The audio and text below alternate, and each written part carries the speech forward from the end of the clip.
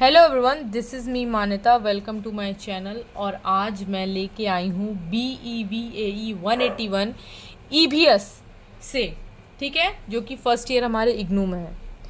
तो इसके 4 ब्लॉक्स हैं, 1 2 3 4, जिसमें से आज की वीडियो में मैं ब्लॉक 1 को कंप्लीट करूँगी। ब्लॉक 1 में कुल 3 यूनिट्स हैं, 1 2 3।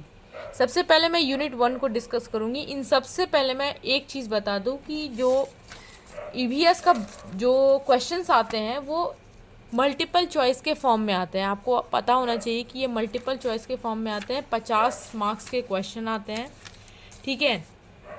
तो अगर आपको टॉपिक के बारे में थोड़ा सा भी ज्ञान होगा तो आप आराम से मल्टीपल चॉइस को टिक कर सकते हो, ठीक है। तो मैं इसी तरह बताऊंगी कि आपको टॉपिक का सिर्फ ज्ञान हो, बहुत दिमाग लगाने की ज़रूरत नहीं है, बस टॉपिक का आइडिया होना चाहिए, ठीक है। तो सबसे पहले यूनिट 1 का जो मैंने, आई होप कि आपने स्क्रीनशॉट ले लिया होगा, इन तीनों का आपने स्क्रीनशॉट ले लिया होगा। लेट्स स्टार्ट यूनिट 1 में। सबसे पहले मैं देखूंगी इन्वायरमेंट की डेफिनेशंस आपको याद रखनी है। बायोटिक और एबायोटिक कंपोनेंट में कौन कौन आते हैं? लाइट, प्रिसिपिटेशन, ह्यूमिडिटी एबायोटिक में आता है। ये सब आपको पता होना चाहिए कि कौन एबायोटिक में आता है, कौन बायोटिक में आता है। Action. Natural environment, human modified environment, human modified से क्वेश्चन आया था। ह्यूमन मेड इन्वायरमेंट, ये सब के बारे में आपको एग्जांपल्स याद रखने हैं। नेक्स्ट आता है ये सस्टेनेबल डेवलपमेंट का जो ब्लैकिश बोल्ड वर्ड है उसको आपको याद रखना है।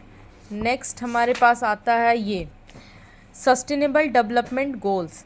इसके 17 को आपको याद रखना है, इसलिए क्योंकि PYQ में इसी साल जो आया था यहाँ पे ये क्वेश्चन पूछ लिया गया था कि which of the following is not the 17 sustainable development goals. 17 को याद रखोगे आप, तभी आपको पता लगेगा ना कि ये नहीं है, इसीलिए 17 को जानना बहुत इंपॉर्टेंट है। इसका आइडिया आप रख लोगे तो ऐसे करके हमारे यूनिट 1 कंप्लीट होते हैं। अब यूनिट 2 की बारी। अब यूनिट 2 में इकोसिस्टम की definitions, biosphere type, food chain food की टाइप, न्यूट्रिएंट साइकिल का ब्लैक बोल्ड वर्ड आपको याद रखना है। Point to be noted, black bold word की बात की है मैंने।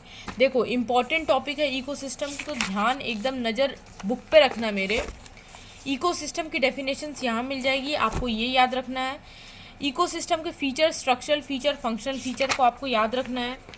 नेक्स्ट ये वाला क्वेश्चन यहाँ से इस साल PYQ आया था, इस साल क्वेश्चन आया हुआ है, उसको आपको मैं दिखा दे रही हूँ यहाँ पे। ये क्वेश्चन नंबर 4, क्वेश्चन नंबर 4 आप देख लोगे, the event of biosphere is about, ये क्वेश्चन, ठीक है। तो इसका आंसर आपको यहाँ पे मिल जाएगा, इसको आपको याद रखना है।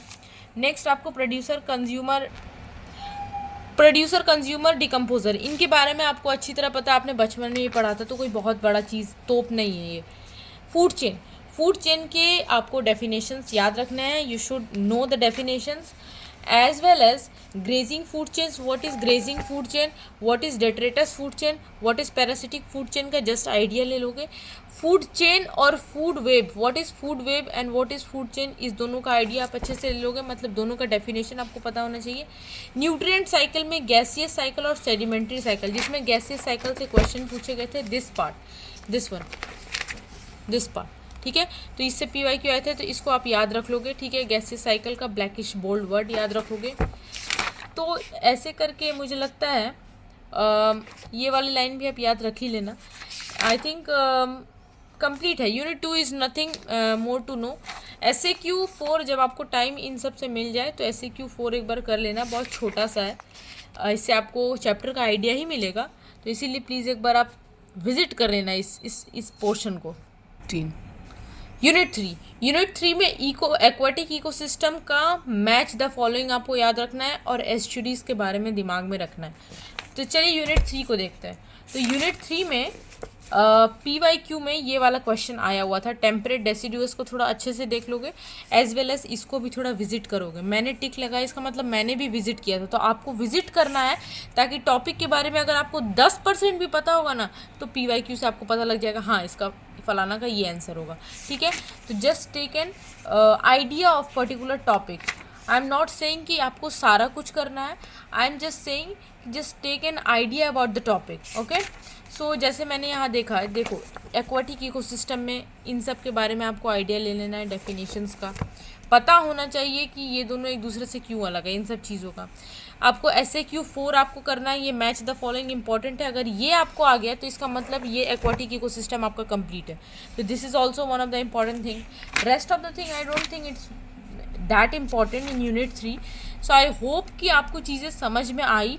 मैंने सिर्फ उतना ही बताया जो कि एग्ज़ाम में अभी तक 5-6 साल में आया है, और इतना ही आएगा, मुझे यकीन है इन चीज़ों का। तो उतना ही टॉपिक के बारे में मैंने डिस्कस, जितना मैंने टिक कराया एटलीस्ट आप अगर उतना भी कर लोगे, पूरा ना करने के बजाय उतना भी कर लोगे, तो that is more than sufficient for you guys. And I hope कि तीनों यूनिट्स आपको समझ में आए होंगे। One of the important thing जो मैंने बताया कि मल्टीपल चॉइस के फॉर्म में आता है, तो ओनली अगर आपको टॉपिक का भी पता होगा तो you are going to crack your examination whatever it is. So I hope आपको समझ में आया होगा, and wish me luck, and I wish you all the luck same. और मैं एक और लास्ट चीज़ आपसे कहना चाहूँगी कि चैनल को सब्सक्राइब करना ना भूले, लाइक करना ना भूले, कमेंट करना ना भूले। आपका एक लाइक कमेंट शायद मुझे ये बता पाए कि आप क्या फील करते हैं चीज़ों को लेकर, मुझे मोटिवेट करेगा ये सब चीज़। और लास्ट चीज़ मैं जाते जाते ये बताना चाहूँगी कि ये जो PYQ है, ये इस ईयर की जो क्वेश्चन है उसको मैंने शॉर्ट्स में डाल दिया है, तो बिल्कुल मेरे याद से मेरे चैनल को विज़िट करिए। और शॉर्ट्स में ये वाला पोर्शन है BEVAE 181 मैंने डाल रखा है, आप याद से विज़िट करोगे। और इसके पेज नंबर भी मैंने साथ के साथ डाले हैं ताकि आपको पता चले कि इसका आंसर उस पेज में आपको मिल जाएगा। ठीक है, thank you so much for watching, keep working hard guys, I am there for you all the way.